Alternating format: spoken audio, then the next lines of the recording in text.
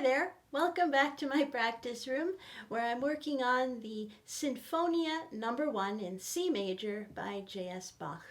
You see I have my Argyle sweater on. I referenced this print, Argyle with the diamonds. I referenced it in a previous video because I was talking about, the A major Prelude and Fugue from Book 1, which had some interlocking intervals that I felt, kind of linked the prelude and the fugue. And the images that I had in my mind when I played that piece were of geometric shapes blending, fitting together in angles nicely connected. And I referenced the Argyle print. So here it is, a video, 2 videos too late, but nonetheless, we are well intentioned. So we've got the C major Sinfonia Number 1 by J.S. Bach. Of course, Bach wrote 15 sinfonias, and these were preceded by another set of 15 pieces known as the Inventions. And those pieces are for 2 voices, and the sinfonias are for 3 voices. So if you're a piano student and you're looking to begin playing the music of Bach, probably the 2-part Inventions is a good place to start, assuming you have some basic reading and technique skills, and then you work your way to these pieces, the 15 sinfonias for 3 voices each, and then finally, if you're still hanging in there in your piano quest, you will tackle the preludes and fugues from the 2 volumes of the Well-Tempered Clavier. And then, if you're still in the game, you will climb to the top of the musical fugal Mount Everest and you will reach Art of Fugue. The Holy Grail. This is the last piece of music Bach ever wrote. Not to say that all the other pieces in between aren't majestically magical and wondrous and full of ecstatic moments. Of course they are. But these are definite points along the ladder of becoming successful at playing contrapuntal music or polyphonic music. This is the kind of music Bach wrote, which incidentally was quite an old-fashioned thing to be doing, especially in the end of his life. He died in 1750, and for those last 20 years or so, composers were, for the most part, not writing fugues. This was an homage back more to the Renaissance, and Bach was very much a nonconformist. He resisted the trends of his day, and yet, even though he was not writing virtuosic operatic arias and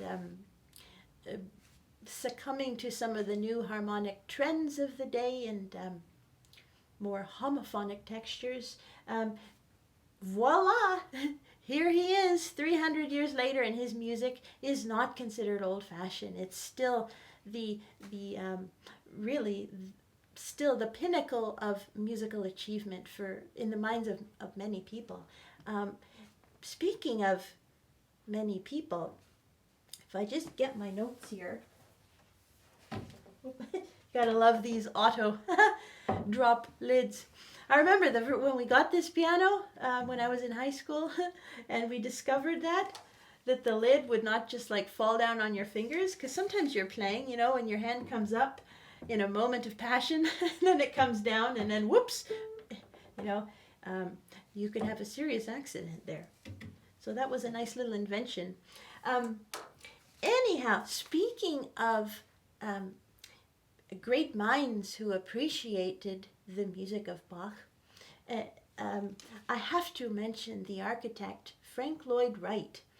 And I've been mulling over some ideas in my mind, and so perhaps later down the road I might try to find a way to go into a little bit more depth in terms of his architectural structures, his design, his conception of space and form, and kind of related to this music. But very briefly, I just wanted to share, got an eyelash in my eye, I just wanted to share some very interesting quotes of his that I found. I So Frank Lloyd Wright, the American architect, he loved classical music, particularly the music of Bach and Beethoven. He references some other composers, Vivaldi and Mozart, and a lot of great writers as well. But Bach and Beethoven seem to be his number one, particularly Bach, his number one composer of his favorite composer. And I was on the website franklloydwright.org, and there was a quote there from Frank Lloyd Wright, and it said, "Never miss the idea that architecture and music belong together.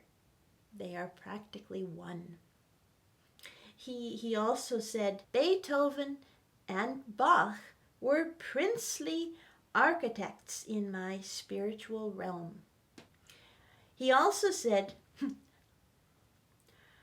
"Bach and Beethoven are invariably inspiration, even information to me." Frank Lloyd Wright said that Bach was the great architect who happened to choose music for his form. That's saying something. And when you look at Frank Lloyd Wright's buildings, I've always loved his architecture. And the lines, the horizontal lines are what stand out to me. That's what stands out in Bach's music. Horizontal lines, the counterpoint, the voices, whether it's 2 or 3, 4, or even 5 voices. They're lines and they're moving. And that Frank Lloyd Wright drew inspiration for those beautiful designs of his, not just for the buildings, but for other things like some of the windows, the stained glass windows that he had, that he drew inspiration and information from the music of Bach is really quite, it gives me shivers. Kind of like the feeling when I put on some of this Burt's Bees lip gloss that my mom sent me, which, by the way, I hadn't opened the seal of it, and I thought, oh, I'm making a video, maybe I'll put some on. And I discovered there was peppermint oil in it, and ooh, what a nice little kick that was. Frank Lloyd Wright also loved pianos, and he had many of them in his homes.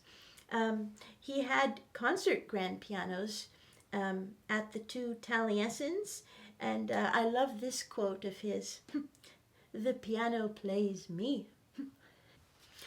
And then as well, I found this other quote. There's so many. I love digging through old books. My God, I can't be stopped. He references two buildings that he designed, the Ennis House and the Coonley House. Articulate buildings of this type have their parallel in the music of Bach. This architect has always secretly envied Bach, Beethoven, and the great masters of music. Clearly, Frank Lloyd Wright thought about this music a lot and listened to it a lot, and no doubt played it a lot because he had pianos in his homes. I was at one of his home and studio in Oak Park, Illinois, which is just outside of Chicago. A few years ago, I took a tour, and music was clearly a part of this man's life. So getting back to this little 3-part Sinfonia number 1. The sinfonias pretty well are in the mold of a fugue. They're not strict, but they're very imitative and follow similar principles. And this particular sinfonia has a particular, what we would call, subject, and that sounds like this. So that's the little fragment that gets worked over and over throughout the piece. Maybe that's like the architectural motif of a particular kind of wood that's going to be used for the structure, or a particular kind of stone. It's kind of fun to play around with these analogies. But that little subject gets tossed around an awful lot in these mere 2 pages. In fact, I counted 16 statements of this subject. We get the second one in measure 2. This is in the middle voice. Then in measure 3, we get one in the bass. And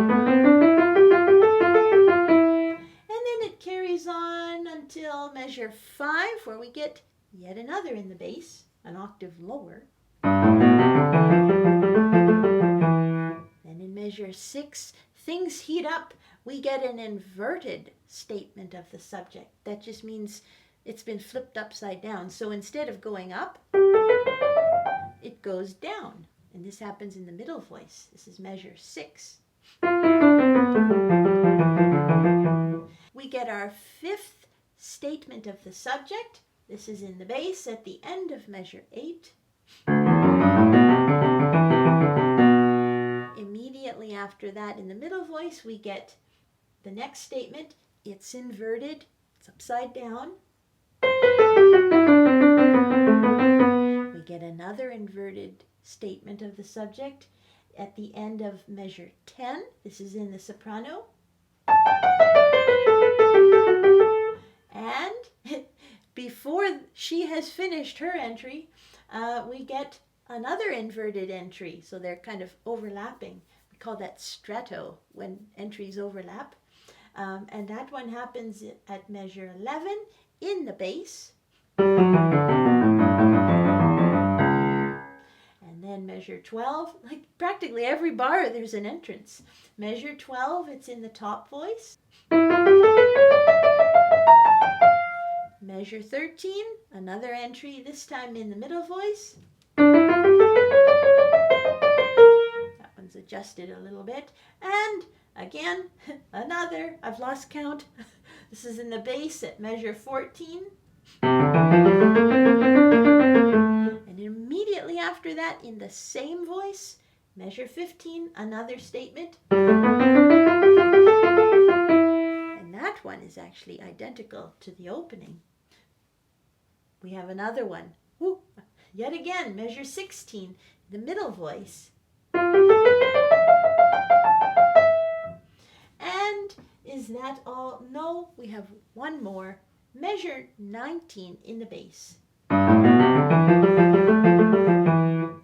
So in 2 pages, all of that is happening.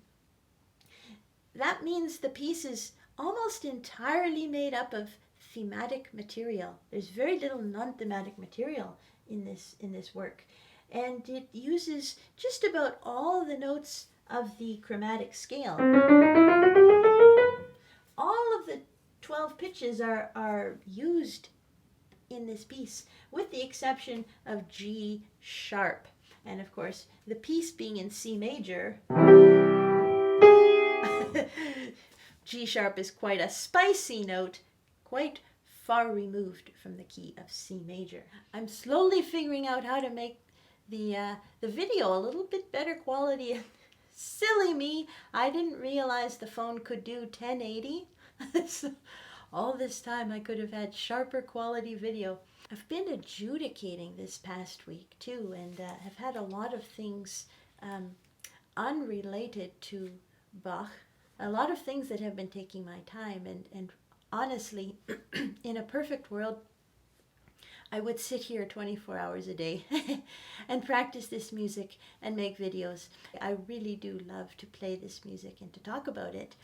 I guess being a little bit of a Gemini too, I always am hovering from book to book, and I don't always read books in their entirety, but I do love, I'm like a little bumblebee. Fly over to this book and get some nectar, and fly over to that book and get some from that. And I love drawing analogies from all different things. As you just heard with Frank Lloyd Wright, that was particularly interesting to me, and I would like to pursue that. I also have here my little jar of candy. Haven't eaten any of it, but I thought it might look cute. Speaking of books, I've referenced this one before. This is the interpretation of Bach's keyboard works by Erwin Bodke.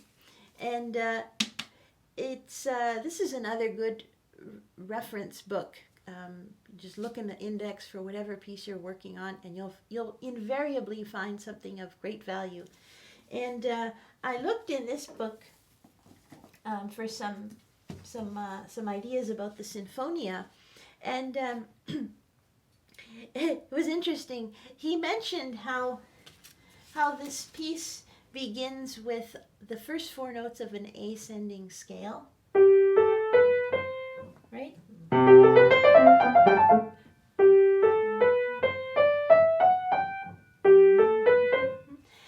And how that is connected in a way.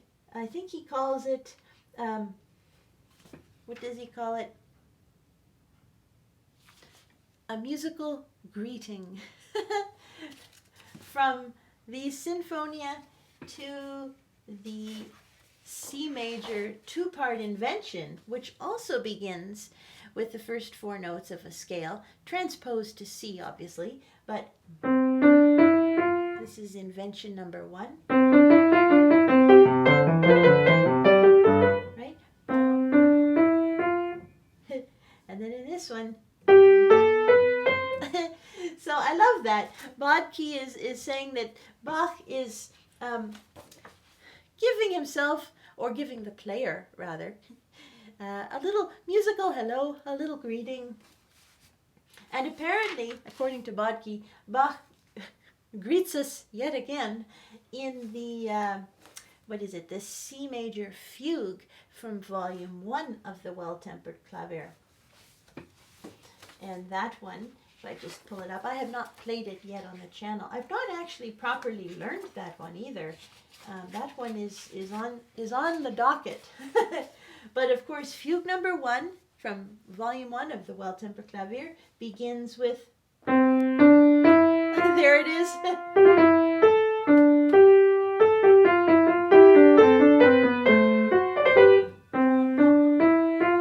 Same as the two-part invention number 1.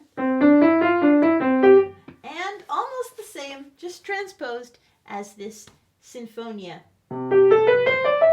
Right? And Bodke admits that this is kind of like Bach's joke.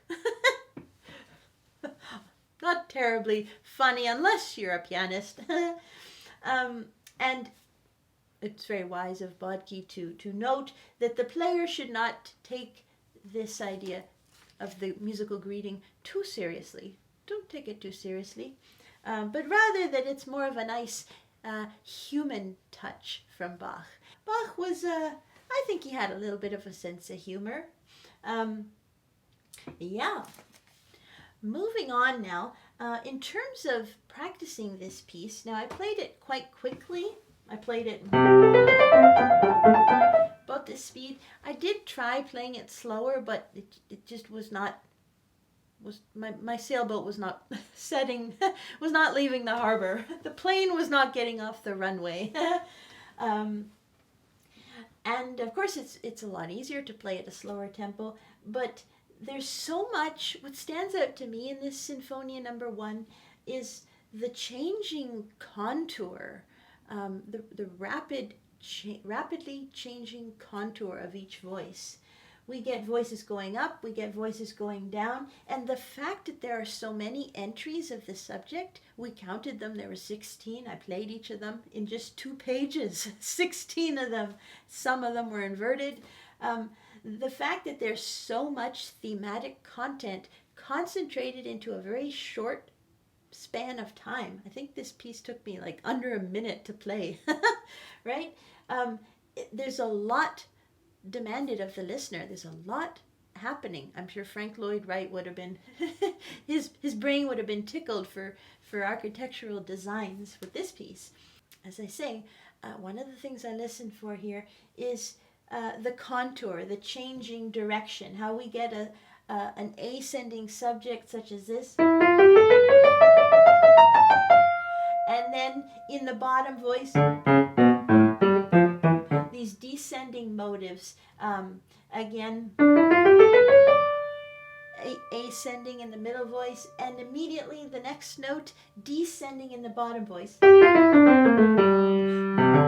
And then up, down. There's lots of up, down, and it's quite tickling to the ear. The other thing that's very important to maintain in this piece, especially if you play it quite quickly, is be sure to hear the long notes for their complete and full value. Now, we don't have really long notes. I mean, we got a whole note at the very last bar. But other than that, the longest note, we have a half note here. But by and large, the longest note values in this piece are quarter notes. And sometimes they're tied to another quarter note, or, but typically I find in this piece the quarter notes really have a melodic quality, and if they're not given a lot of energy from the tip of the finger, and by the tip I don't mean like literally the tip, I guess I mean more the first joint of the fingers. When I was adjudicating this past week online, that's an experience, I made a lot of comments to the students about the need for engaging the first joints of the finger. You've got the first joints right here, these ones, and then the larger second joints, and then your knuckles, and then your wrist, and then your elbow, and then your shoulder, and then your your waist. There's a number of joints here, and a lot of students, perhaps you as well listening, if you're sort of new to playing this music, many people play largely from the knuckle, and it works, but it doesn't give you good traction. It doesn't give you good control, and which is needed for precision and clarity, so that we can hear all these horizontal lines and enjoy the Frank Lloyd Wright Taliesin in sound, as it were. And I think there was it Joseph Levine, the famous pianist from the golden age long ago, taught at Juilliard for many years. He talked, and he was from the Leschetizky school, if you will, of piano playing. He talked about the need to grasp the keys. You can't grasp the keys if you're playing from your knuckle, but if you use the first joints, even with just a little bit of a curve, you can actually almost grasp the key. I used another analogy. I'll just use my lip gloss here for this, with a student recently who was playing with quite a lot of the knuckle, and in trying to get this student to grasp the keys more with the first joints, I said, just take a pencil, put the pencil in the palm of your hand, and pick it up. Put it down, pick it up over and over again. The way you use the first joints of your finger to pick something thin up, like a pencil or a lip gloss, right? You have to grasp it. You use mostly the tip of the finger. You don't pick it up like this, unless maybe you've broken your finger, But it's that kind of thing. Leschetizky talks about, he referenced grabbing an umbrella, the handle of an umbrella, how you would pick that up. That kind of movement is very essential, not just in this music, but in everything of Bach's music, and quite frankly, in all piano music, I think. Wherever you want clarity, use and engage the first joints of the finger, and as much of the other joints in the body as well, certainly. But I'm always doing this, as a little reminder, almost like you've got electrical currents coming out the tips of your finger, and if you were to touch it, bzz, bzz, it's like energy. Energize those first joints, and you'll be on the road to success with this music. So hearing the long notes as well, it helps, I find, when in this piece, when you have consecutive long notes, let's say consecutive quarter notes, such as we have right hand, top voice, at the end of measure 13 into 14, I'll start right on 13. I'm going to play it slowly. So here in the top,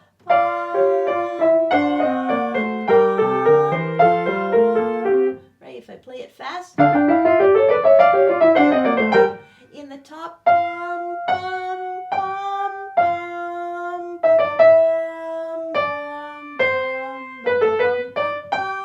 and then here,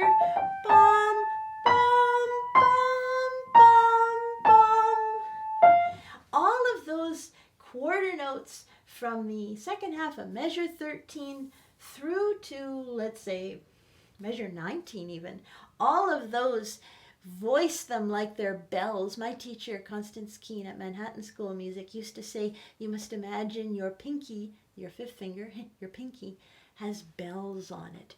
Imagine it has bells on it. I always love that analogy. But maybe you're playing with the fourth finger. Well, in that case, imagine your fourth finger has bells on it as well. These notes need to ping, ping, ping like a bell. And in addition to energizing the first joints, I find it helpful to come from above the key and lift it quite high. Whenever you want to project a note with a good, clear, bell-like singing tone, come from above. It impacts the sound, it feels good, and it looks good to the audience. So this same spot at 13, so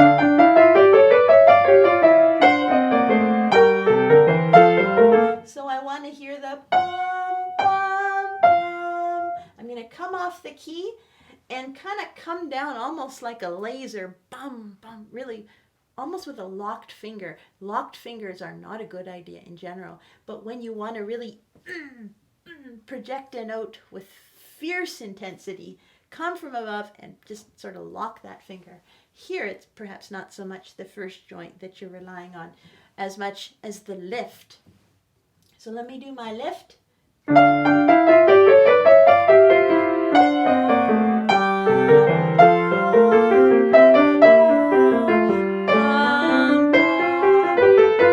Especially here, coming out of measure 15 into 16. We want to hear that note. Same thing with these ones. If I don't come off the key,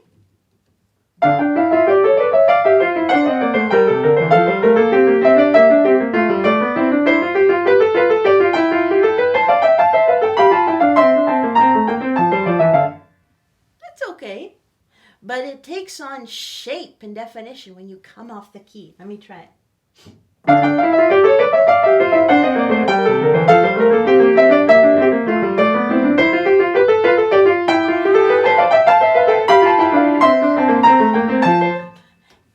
And that involves some use of the shoulders as well.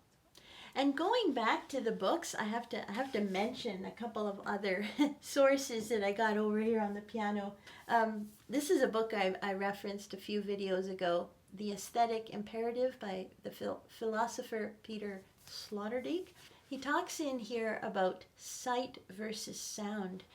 And I had read this passage a few weeks ago when I was making that other video, and it's been mulling in my mind a little bit. I've been thinking about it, and how he talks about how sight, our sense of sight, is to see something, you need to be apart from it. You need to be standing at somewhat of a distance, at a clear distance to the visible object.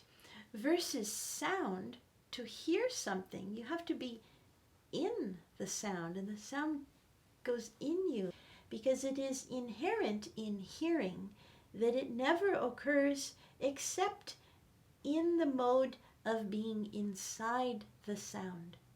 When we're listening, we're inside the sound, versus when we're looking at something, the viewer must stand at a clear distance to the visible object.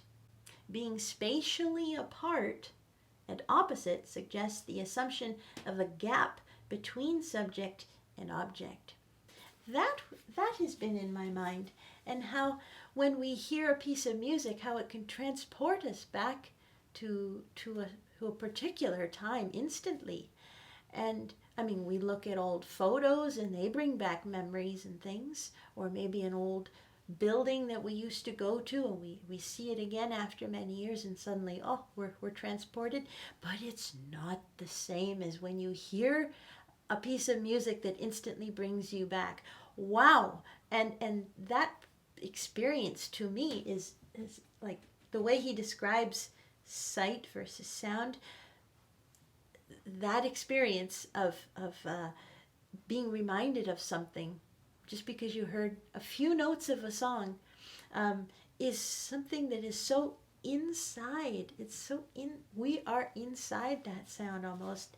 And he had talked about the fetus and hearing, because you don't see much in your mom's tummy, but you hear lots. And the idea of inner voices. And when we play Bach's music, of course, it's made up of multiple voices that we play with our hands, of course. But and I think that's why I personally need to sing. It's a way to manage all of the content. And I guess it helps me to get inside even more. And I enjoy listening to radio. I like radio static. I like tuning the dial on a radio, especially on AM when it's where it's more of a warmer sound, and it really brings me into the sound. Speaking of this whole idea of how you hear a piece of music and oh, suddenly you remember a particular time in your life long ago, and I wrote it down here. As I kid you not, as I was researching some of these ideas, I have my little radio over here on the AM, the oldies channel, as I always do, like musical wallpaper. I think Glenn Gould used to say, or was that Marshall McLuhan? I can't remember, but I always have that on as I'm puttering around and doing my chores and light mental work. um, and on the radio came that song, Holding Back the Years.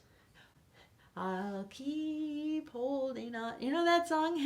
From 1986. And it came on the radio, and within an instant, I was back at Cambrian Mall in 1986 at my parents' photo shop in Sault Ste. Marie, Ontario, and I could see the brown tiles of the mall and the dark hallway, the dark mall. My parents' store was very bright, but the dark mall, and I could see my mom's work clothes, how she with the shoulder pads and these particular shoes that with the pointed toe and the so much came back to me.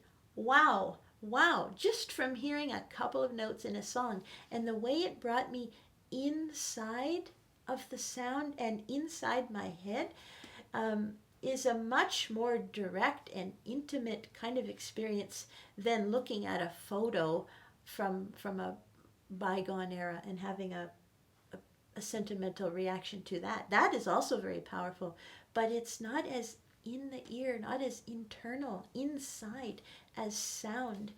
And I love these concepts. It also brings me to, this is the last book I'm going to reference.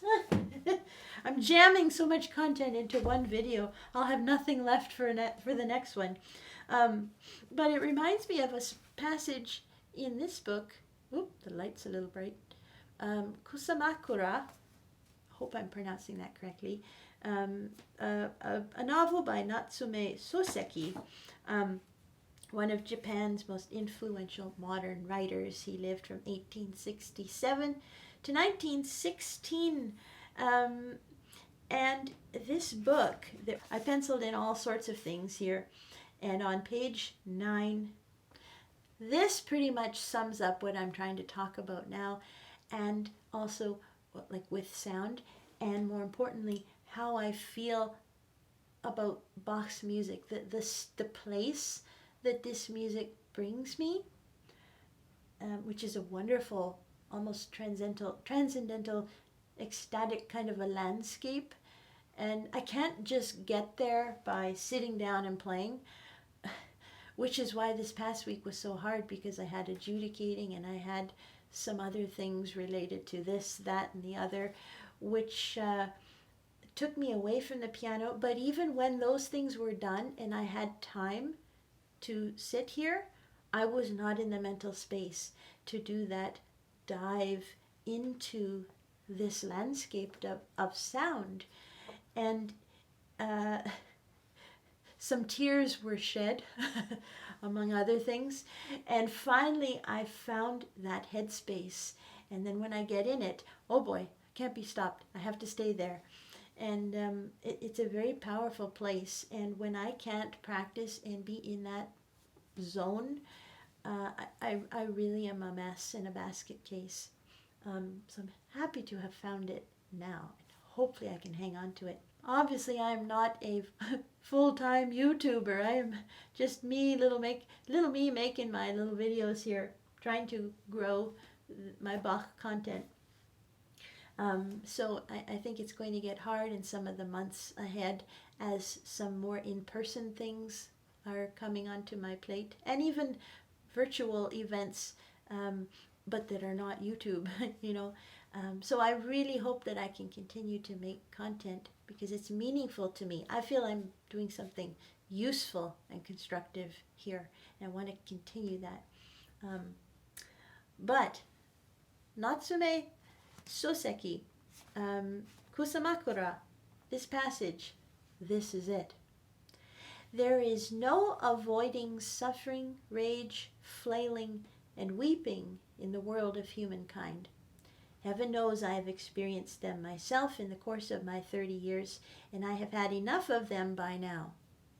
I find it exhausting to be forced to experience these same tired stimuli yet again through a play or novel or musical work. The poetry I long for is not the kind that provokes this type of vulgar emotion. It is poetry that turns its back on earthly desires and draws one's feelings for a time into a world remote from the mundane. That is it. That is why I love Bach's music. Now, getting back to one other point about practicing this music. Of course, it's understood that you need to do warm-ups and exercises, and do be sure to stretch before you practice. I get on the floor. I'm not going to give you B-roll footage of me on the floor stretching. That's TMI. But you know what they call it, the dog squat, and then the cat position, these kinds of things, and making windmills with your arms and your shoulders and your neck, and touching your toes slowly, and then lifting one vertebrae at a time. All of that I find very, very effective for getting warmed up. And of course I have, it's actually on the table, those same essential finger exercises I always talk. They're by Ernest Fontafnagny. They're wonderful. Rosalind Turek recommended them, and she was a great Bach pianist. My teacher, Constance Keene, used to tell me, the world needs another Rosalind. But one thing that is very effective in this piece for practicing is very slow practice in such a way that those long notes we talked about earlier, you dwell on them, you like almost put a fermata on them and go really deep into the key with a very full, fleshy, rich tone. And then on the notes in between, the short 16th notes, etc., sort of lighten the key, almost like whipped cream, just little whiffs of sound, and push through those. This method of practicing is it's my standby, my go-to method of practice. And to use that method in this piece would sound something like this.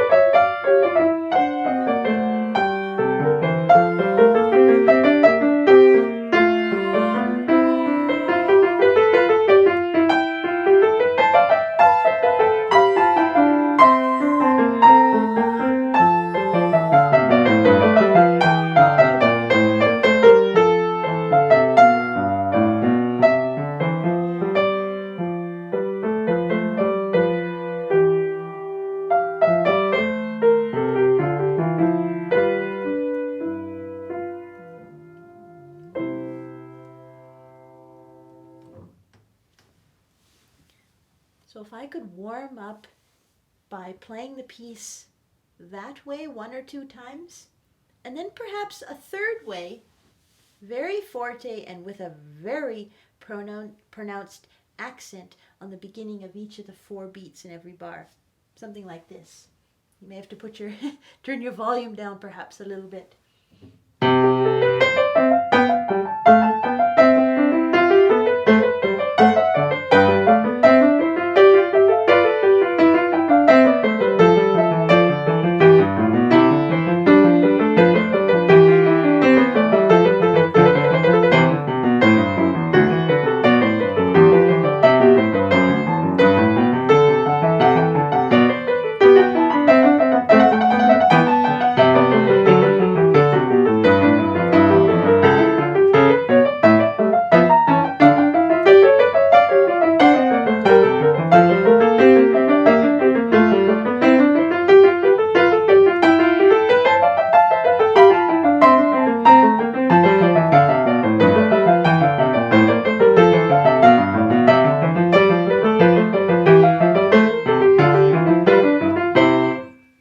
So that is hardly musically interesting and expressive playing. That is more for strength building. That's like fingers doing dumbbells. They're getting strong when they practice that way. Oh, I remember a lot of students, when you ask them to practice like that, with an accent, some of them have a very hard time doing this.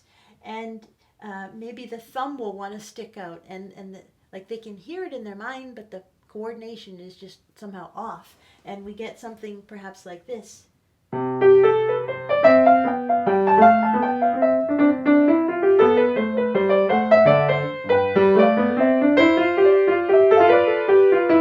Where it's like sort of music's falling down the stairs.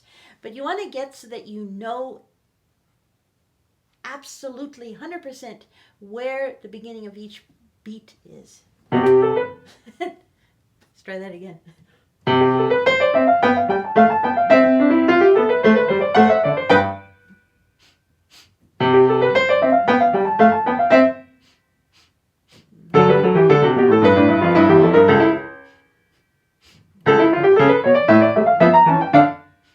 So it's like ingrained, because if that pulse is not sturdy and reliable, then you have no business manipulating it a little bit here and there to take a moment and a moment there and a moment here, because after you take those moments you have to surge and push it along on its way again. So that accented practicing, really at any tempo, is very effective. And of course, to get clear passage work, in addition to playing with energized first joints of the fingers, also be mindful of the thumb. When we're talking about using more of the first joints of the fingers, it applies even more so to the thumb, because the thumb is located on the side of the hand. It's a strange finger. Actually, before Bach's time and during some of Bach's life, the thumb was not used. People would play their keyboard very politely, make the little tiny clavichord in the lady's little, I don't know, boudoir, and like it would be tiny little thing on the desk. You put your wig on and then play your little clavichord with your 4 fingers. Everything was very precious and quiet and intimate, and really wasn't until the late 19th century that the music became really like a full body athletic kind of experience. And of course that relates to the instrument becoming bigger and heavier, and you can't pick this thing up and move it around, but you could pick up your little clavichord and carry it with you. So that idea of using the thumbs was not in use from the very beginning. But Bach did celebrate the thumb, and he did encourage use of it. And just the nature of where the thumb is located, if you only play it in this kind of fashion and not more of that, you'll also find that your playing doesn't quite sparkle very as much as it could. And I've talked before too about rotating from the wrist in a lateral kind of fashion, and engaging your upper arm and back as well. All of that helps not only with warmth of tone, but with transportation, getting across the keyboard. In Bach, we want to hold all the notes down for their full value. If you have a tied note in Bach, hold it down for the whole value. If you let it up early, if you cheat, we can hear it, and the music doesn't sustain those lines. But if you hold the notes down, then the horizontal lines that Frank Lloyd Wright loves so much will be sustained. But the only way to hold them down is to engage those first joints of the fingers and rotate. Yeah, like this spot again at 14. Like I have to hold this G in my fifth finger while I'm doing other stuff with this part of the hand.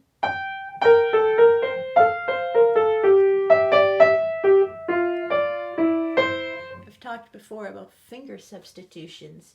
We're using them a lot here as well. 4 to 5.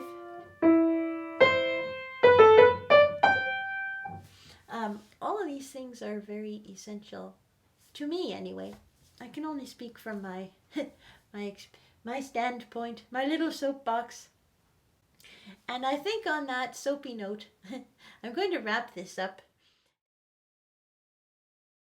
Come along with me for a little ride. We're going to go down the highway to Port Colborne. That's just a short ride from my home here in St. Catharines. We're going to see some ships, and I'm going to reference one more book because I can't be stopped. All right, here we go.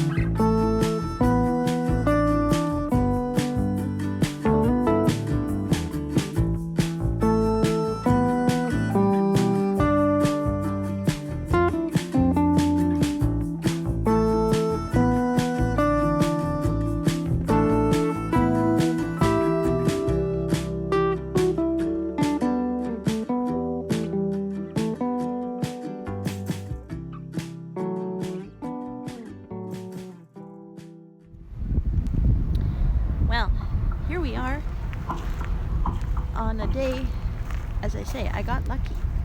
There are 1, 2,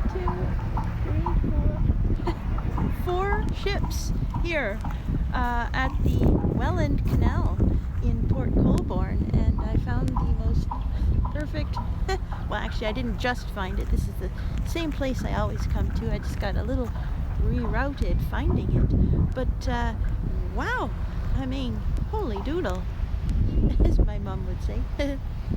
4 ships. We have the CSL Niagara of St. Catharines. They seem to be parked. Some sort of, they're not going anywhere. I mean, you wouldn't wouldn't want to walk on that water. But there is still some ice. It's cold. Let me turn this around so you can see what I've got. This is in Port Colborne, and you can see up there the locks. If I zoom a little bit, oh, I can. The gimbal is. I figured it out. Yeah. So there they are. Of course, there's several series of locks, but we've got a ship, one ship, two ships.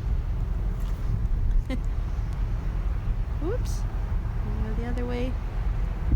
And then we got, I can't believe this. Not one, not two, not three, but 4 ships. Holy moly. That's amazing. Used to want to take Ukrainian dancing when I was little, but they didn't offer that in northern Alberta. So I had to take Scottish dancing. But I am Scottish too, so okay. The dance classes did not last long. That was not my thing. Hi there again. I'm sitting in the car. Saint Aubert is the car's name. The little gentleman. And I had brought a book along with me. Actually, it's something that I printed out at home. I managed to find a copy on the internet of this book called Radio by Rudolf Arnheim, and it's from 1936. And I flagged some pages here that I wanted to talk about just briefly in terms of getting ideas for voicing when you're playing Bach's music. I suppose when you're playing any kind of polyphonic music, but for me, it's Bach that I love to play, and it does require quite active listening and awareness of what every voice is doing. And when I'm not at the piano, I very often have on in the background my radio.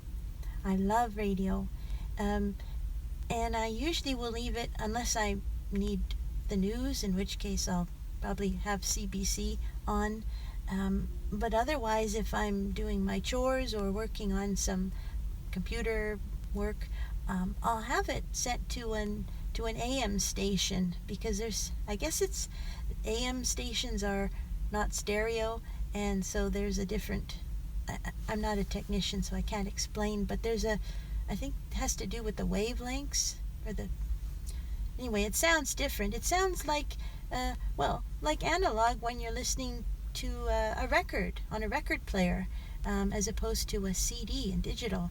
There's a warmth there. It's like a crackling fire, and I love that little bit of static that and that background fuzz kind of noise that you get when you listen to AM. And I found a quote in this book too, and it says, radio encourages the mind to wander, and that is it. That's it. I mean, granted, you got your radio set to a station on the AM, and you're hearing either the music or the commentary, yes, but there is a kind of, the fact that you're hearing all that extra buzz and fluff, for lack of a better word, and scrolling with the tuning dial through some channels that come in more clearly than others, and this one doesn't come in, and it's very fuzzy, and then you turn the dial some more, and now it's in focus. That to me is so intoxicating, and just I can't get enough of it. But as long as I have a radio on and it's on an AM station, oh my gosh, am I ever wandering in my mind, and I just love it. It's hard to explain, but I really do think that it helps my playing of this music. So allowing the mind to wander, this is something that Rudolf Arnheim says the radio can do. But the chapter title for chapter 1 is titled The Imagery of the Ear. This sets me going again. He says, now this was written in 1936, and of course the pronoun he, him, his is always in use, but we can read beyond that. Since our eye does in fact inform us very much better than our ear or nose, a man who had nothing but his sense of smell would get a very poor idea of the world, and for this reason a representational art of smell would be rather futile. And the highest human sense is that of sight, he says. But it is true that the eye informs us only about the surface of objects as distinct from the ear. And he says, only 2 arts renounce the eye entirely and deal exclusively with the ear. These are music and broadcasting. Music and radio, purely oral mediums, purely sound. You may have a similar experience to me. You may also find it drives you up the wall, and I get it. In terms of thinking about when you want to bring out the soprano or the bass or the alto, and how do you know when to bring what out? And certainly there is no rule. That's part of what makes it so hard and what makes it so adventurous, is that you are the one who gets to decide. And part of it is just trial by error, trying, just diving in and trying.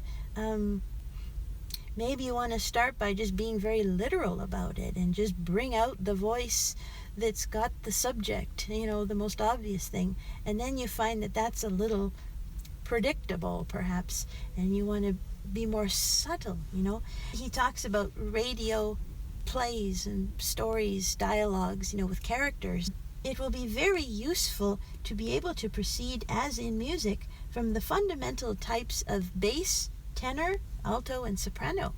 So that idea that when you're making something for radio, that you have the 4 gradations of voice, that doesn't mean that you have to be a male to be a tenor, or you must be a woman to be an alto or soprano. I mean, people have different types of range, and people identify with different genders, and everyone's voice is different. So whatever you identify, however you identify, is okay. But the point here is that 4 different levels of sound, high, medium, low, and low, is a musical thing, and we get that in the fugues, especially the 4-voice fugues, but even the 3-voice fugues too. He says it will be easier, for instance, to introduce 2 voices of identical range, say 2 basses, in the same scene if they are in violent opposition. And 2 accomplices with the same aims will stand out best if they are given contrasting sound character. If you got 2 characters and you want them to be in opposition to one another and disagreement and maybe some conflict between them, or in our case playing a fugue, put those voices next to each other so that they're both fairly low pitched or very high pitched, like a soprano and an alto, or a tenor and a bass. Versus, as he says, 2 accomplices with the same aims. They will stand out best if they are given contrasting sound character, like a soprano and a tenor is how I look at it, or a bass and an alto. But that is a passage I underlined in this book a while back, and it is often in my thoughts when I'm practicing Bach fugues in particular. You want to keep an ear out for the notes played by this little finger, your left hand pinky, your right hand as well, because we get better continuity of line when all of the fingers have equal strength and independence. But I just love that idea of radio drama, character and voice type, and how it can be applied to playing 4-part fugues. I mentioned that there were some awfully nice houses here in Port Colborne, and I think they're just over there. So let's see if we can get a bit of footage of those. All right?